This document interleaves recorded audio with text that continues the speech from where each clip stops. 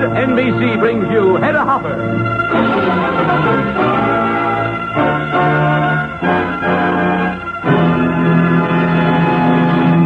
Hedda Hopper, who daily reports to 30 million readers in America and 8 foreign countries, now reports to you on the air. Here is Hedda Hopper's Hollywood, from the desk by the window looking right down on Hollywood and Vine.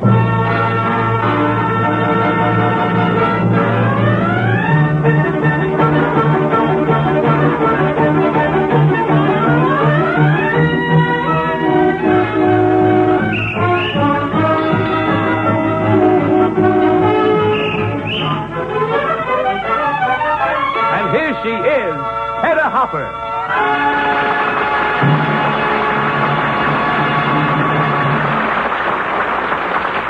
Hello, everybody. Look over my shoulder while I write my column. We'll have news of famous people here and everywhere. We'll have a surprise visit with 2 of Hollywood's biggest stars, plus news about Oscars with Dean Jaeger, the dramatic story of America's #1 woman spy, Claire Phillips, and an argument with Dorothy L'Amour. Okay, let's go. Elizabeth Taylor's madly in love with the director who's doing her present picture titled Love is Better Than Ever, I Wonder.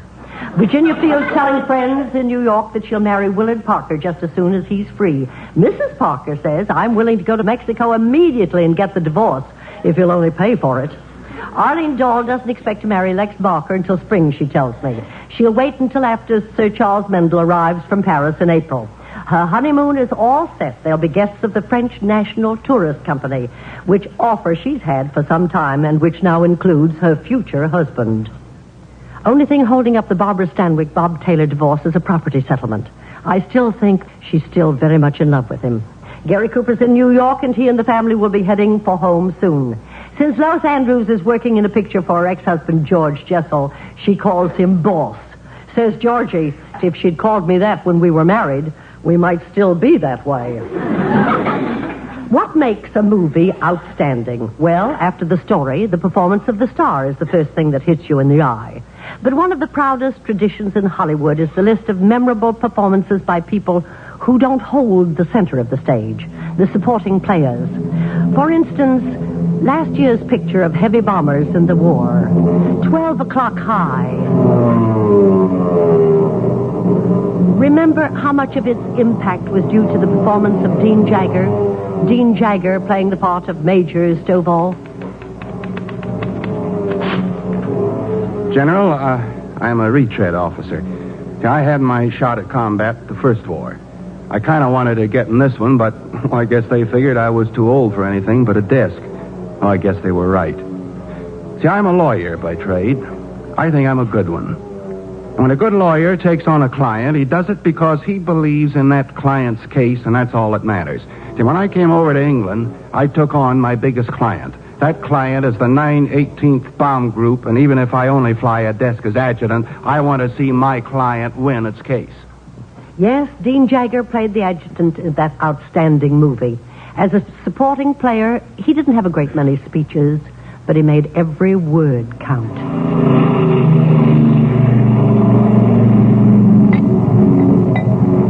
Yes, sir. Yes, sir, I am drunk. A little. I believe I warned the general that it might happen again sometime. Sometimes I think I drew the worst end of this racket just sitting here, watching them come and go and filling out all those stinking papers, but that is not why I am drunk tonight. I got drunk because I am confused. I was thinking, which is a thing a man should not do. I was thinking, and all at once I couldn't remember what any of them looked like. I couldn't see their faces. There's Bishop, Cobb, Wilson, Zimmy. All of them. All the flyers. All of you. They all looked alike, just one face, and it was very young, and it confused me. I think I shall stay drunk until I am not confused anymore. And those words added much of the emotional tug to a very timely movie.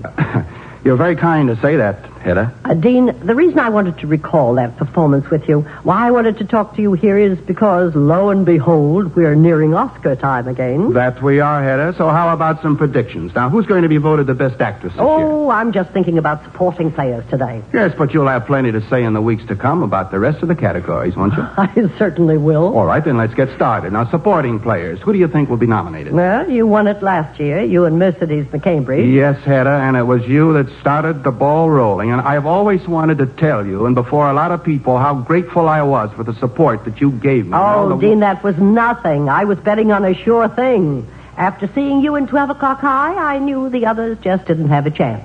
Besides, when it comes to voting, I've got only one vote. It was your fellow actors who made you win. All right, but thanks anyway. You know, Dean, your new one isn't so bad either. Paramount's Warpath in color yet. I can't help thinking what an impressive roll call all the past winners would make. Walter Houston for Treasure of Sierra Madre.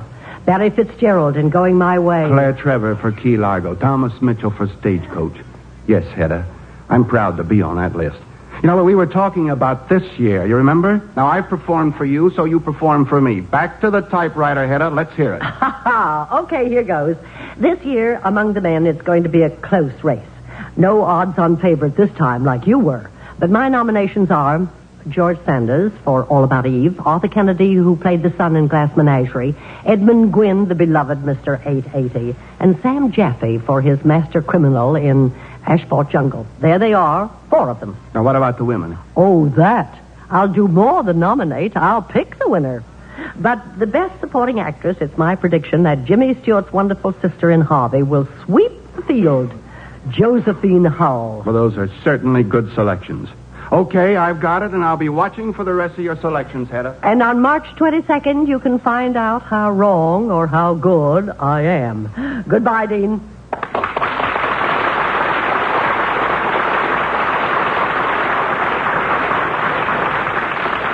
The story of Colonel Paul Tibbett, who dropped the first atomic bomb on Hiroshima, is being written for the screen. The story's been held up for reasons of military security.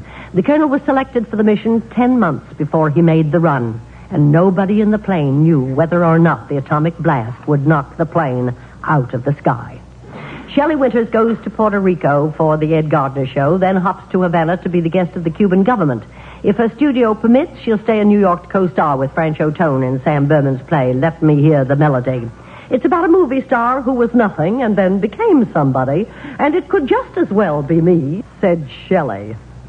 In connection with the Academy Awards, I overheard a remark the other night from one of Hollywood's leading stars that set me right back in my heels. She said she wanted no part of Oscars. This same star is one that I've wanted to argue with for some time. So, Patsy, is our visitor here yet? Yes, she is, Miss Hopper, without her sarong. Well, what's so wrong with a sarong? Hello, Hedda. Dorothy L'Amour.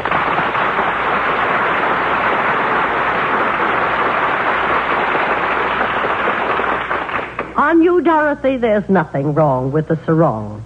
But what I wanted to see you I about... know. I've been listening. That crack of mine about me and Oscar.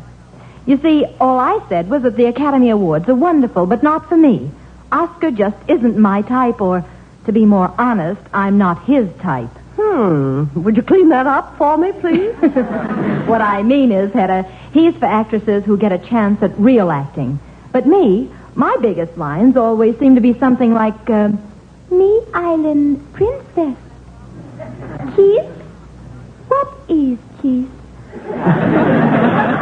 And you know, there's always a handsome guy who is willing to explain it to me. And that's not surprising. But this is what I wanted to see you about. If you'd only play something, well, get the part that gave you more... I know, Hedda, don't you understand? I know I'm not going to get an Oscar, but I really don't care. You what? You mean you like being typed in all those fairy tales to make people dream? Well, once in a while I tuck a nightmare in between, with Hope and Crosby on the road to somewhere. Oh, those. Oh, that's just for relaxation. Oh, but most people still think of you as the native girl with the flowers in her hair. And I don't blame them. I've been wearing it for a long time. Remember me? I was lost with Ray Milland on an island years before he was lost on that weekend. Now, there you see. Ray Milland has changed. He went dramatic. And I didn't, and I'm happy where I am. What's the matter, Hedda? Don't you enjoy pictures that just tell a fairy tale? But they're so far away from what happens in real life. They are, and I like them, Hedda. Seriously, that's my whole point. I like working in pictures that make no bones about what they are, that make people forget their troubles and are proud of it. Maybe just girls and sarongs and intrigue in the jungle isn't the kind of art that wins Oscars. But there you are. That's why I'll never get one. And, Dorothy, you've made quite a point. Maybe someday there'll be a special Oscar for the actress who can make the most people forget about the most troubles. But about being so happy in the happy parts, I don't want to expose you, but once I overheard you singing a song. It's a sad song. And it'll be the highlight of a picture someday soon. Are you going to tell me you wouldn't like to play the sad, dramatic part of the girl who sings it? What girl? Hedda, you've lost me. My next picture is Cecil B. DeMille's The Greatest Show on Earth, The Circus. I wear tights and twirl by my teeth and... Yes, and I've got news for you. I'm going to be in it, too, and I'm wearing tights, and I'm going to ride an elephant. I was talking about the part of Helen Morgan, Dorothy, if they make the story of her life. Oh, well. You know, I knew her very well, and you look an awful lot like Helen. Do you think so? It's not so hard to imagine you climbing up on the piano, tears in your eyes as you sing. Can you really imagine that? Well, can't you? May I try?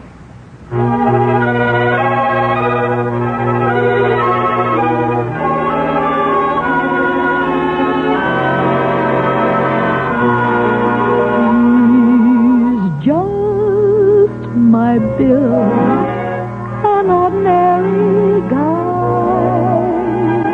You'd meet him on the street and never notice him. His form and face, his manly grace are not the kind that you would find in a statue. And I can't explain, it's surely not his brain that makes me thrill. I love him because he's wonderful, because he's just my Bill.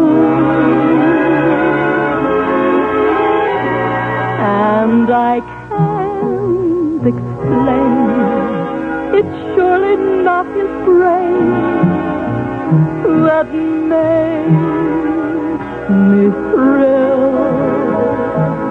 I love him because I don't know, because he's just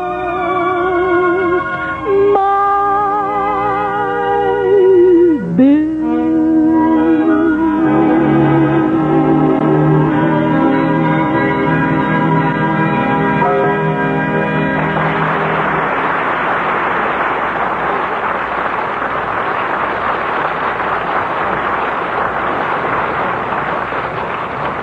After Dorothy left, I finished the item. It's a fine thing to be able to bring happiness to people the way Dottie does, whether it's by making them forget or making them remember. Goody Lawrence adopted a 6-year-old French orphan who doesn't speak one word of English. Betty Grable and Harry James are cutting down on their horse flesh.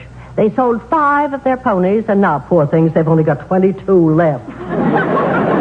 A few days ago, I was tracking down a story at 20th Century Fox when I saw one of Hollywood's loveliest new stars hurrying along toward the David and Bathsheba set. Alida Ballet, aren't you lost? You're a David Selznick star. You're not working in this picture. Oh, hello, Hedda. No, I'm not lost. I'm a messenger. What? With an errand that started in France and is going to end in just a few minutes right here. Sounds intriguing. Is it a secret? Come along, you'll see.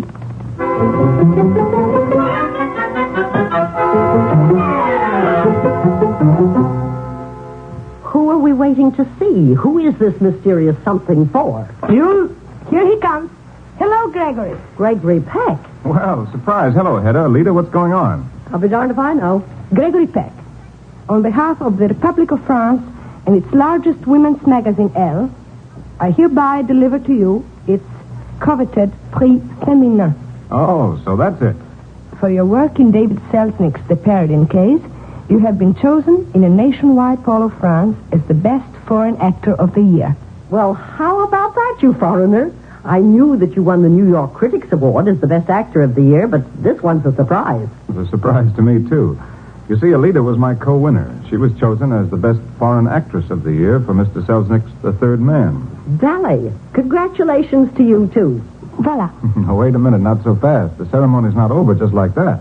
What's that? Enlighten her, Hedda. A French medal. Somebody has to kiss you on both cheeks. What an opportunity. Monsieur Peck. Here. There. Congratulations. Ah, that's better. Well, seriously, Hedda, I'd love the opportunity to say how much I appreciate being honored like this. You know, I had a chance to do a picture in England last year. Alida Valley has just come back from making one in France. I think it's a good thing for us to get away from Hollywood once in a while. It helps us make better pictures. It also helps us to know the people abroad. It gives them a chance to know us. In times like these, that's pretty darn important. End of statement. Thanks, Greg. And you, too, Valley, for letting me in on this.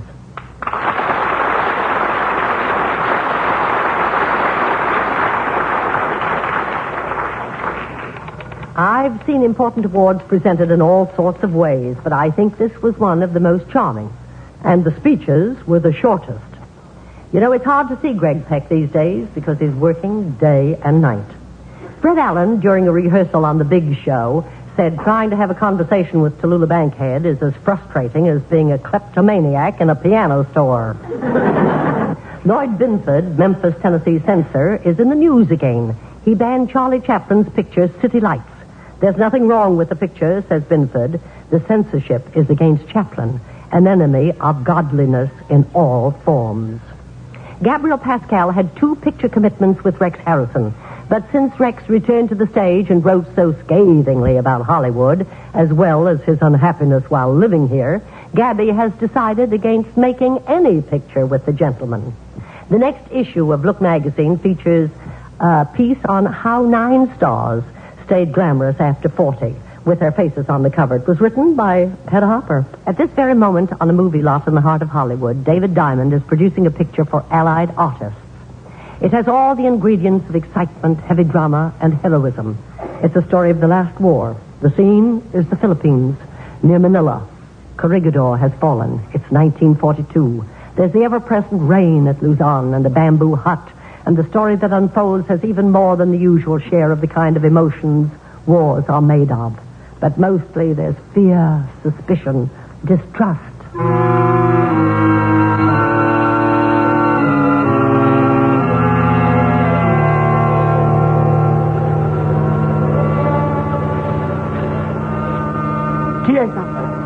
¿Quién está?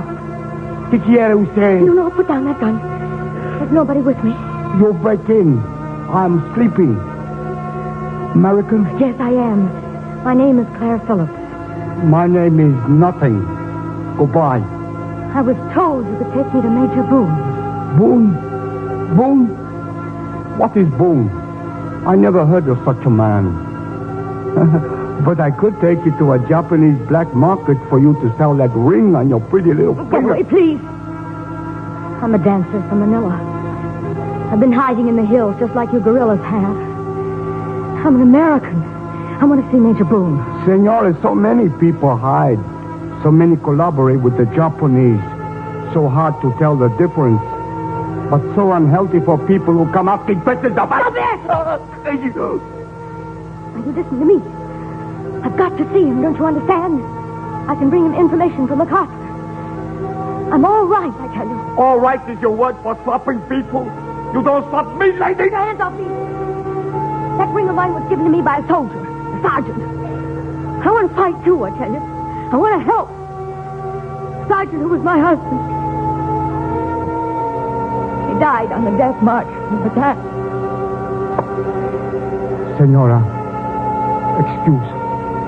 See, Major Boone. This way. Come.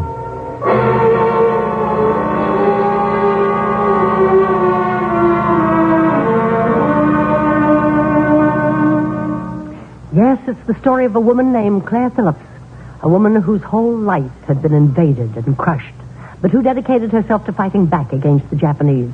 How did she do it? Well, a few months later, there was a new nightclub in Manila, the White Camellia, the Shubaki Club, a favorite with the Japanese.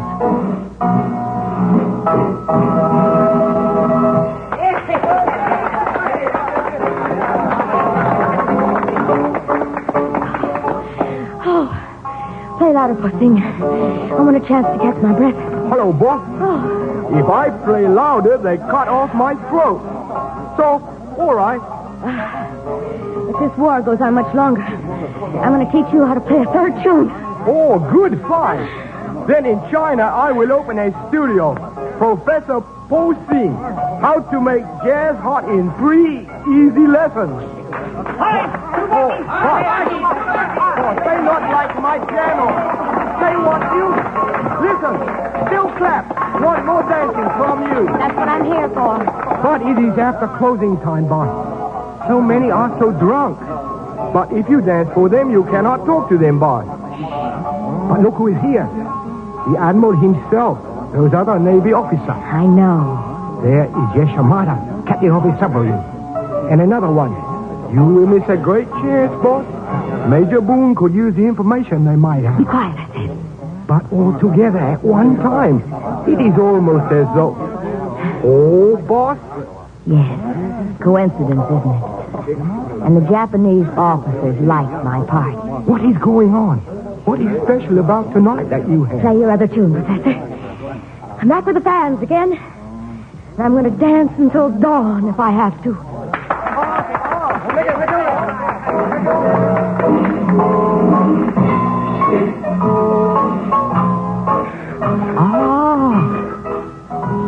Oh, Madam Supaki, please, you... Oh, no, Captain.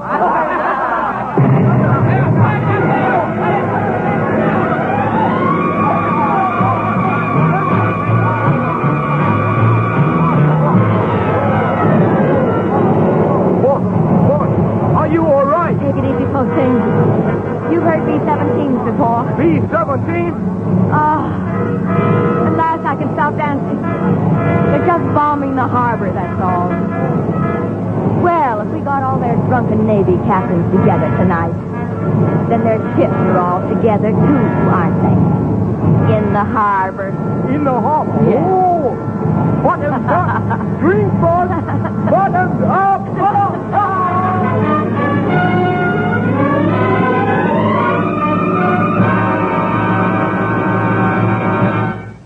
Yes, the story of Claire Phillips, an American spy. High Pockets, they called her, a courageous woman who became a leader in the Manila underground. It's packed with plenty of excitement. The point is that it's all based on fact, not fiction. But in real life, as well as on the screen, spies almost always get caught. I'm afraid that happened, too. And when it happens, there's only one ending.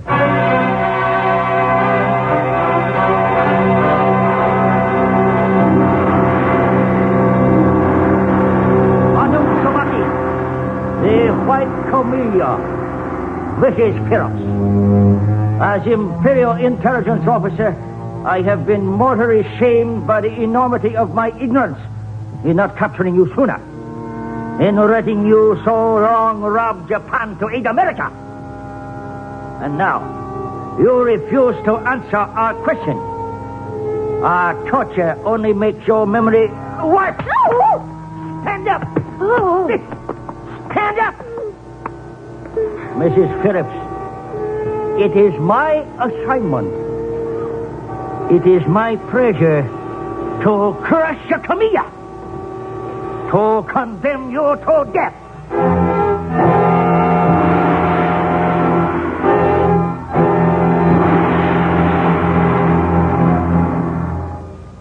But here's the most amazing part of the whole story. Right here beside me, she's quiet, unassuming, and the real High Pockets, Claire Phillips herself. Hello, Hedda. Only I think we'd better explain real quick how you got out of that death sentence, don't you? As I understand it, you were number 920 on the execution list at Bilibid Prison. Yes, Hedda, and they only got as far as number 900 before the Americans came in and rescued me. This picture they're making, I Was an American Spy, it's based on the book you wrote, Manila Espionage, isn't it? That's right. And it's a very funny feeling to watch actors playing out my own life. You didn't act those things, you lived them. In fact, you were awarded a Medal of Freedom by our government, the only woman in American history ever to receive it.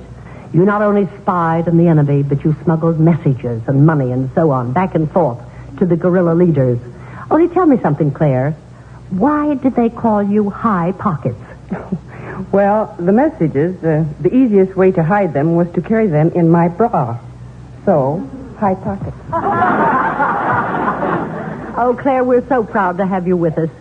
So people could hear this story firsthand. I'm especially proud of what you did because you're one of us, an entertainer. But there's one thing I'd like to know, and I'm sure every woman would, too. How could you do it? The danger, torture, hardship, constantly risking your life. Yes, I know it's patriotism, and I know the tragedy of your husband's death. But I mean the courage, the strength to keep going all those long years. Hedda, it isn't only soldiers who must fight wars. You'd be surprised how strong all of us can be when we need to be. Thank you so much, Claire Phillips.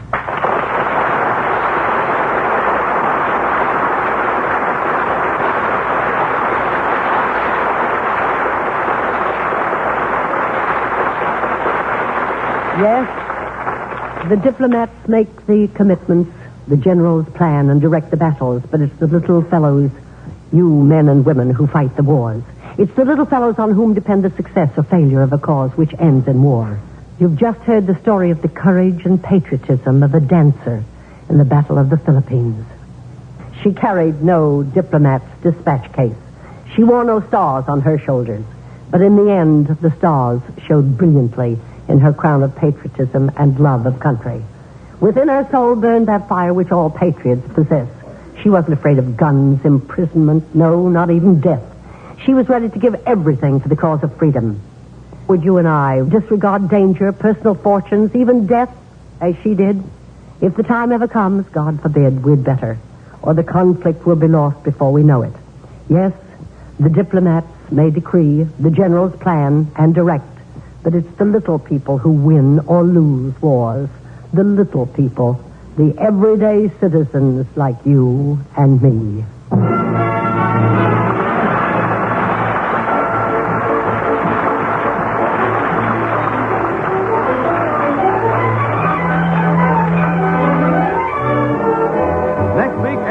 Will again bring you Hedda Hopper with news of the stars and the stars that make news. We'll visit with MGM's newest singing sensation, Fernando Lamas, argue about children's entertainment with Sterling Holloway, and to top it off, a dramatic highlight with Loretta Young. Good night, everybody.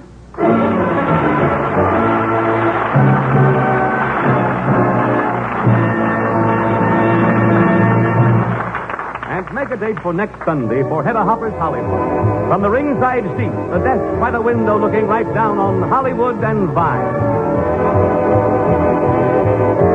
The Hedda Hopper Show is an FMB production directed by Gil Fowler and with music by Frank Worth. This is Art Baker bidding you good night.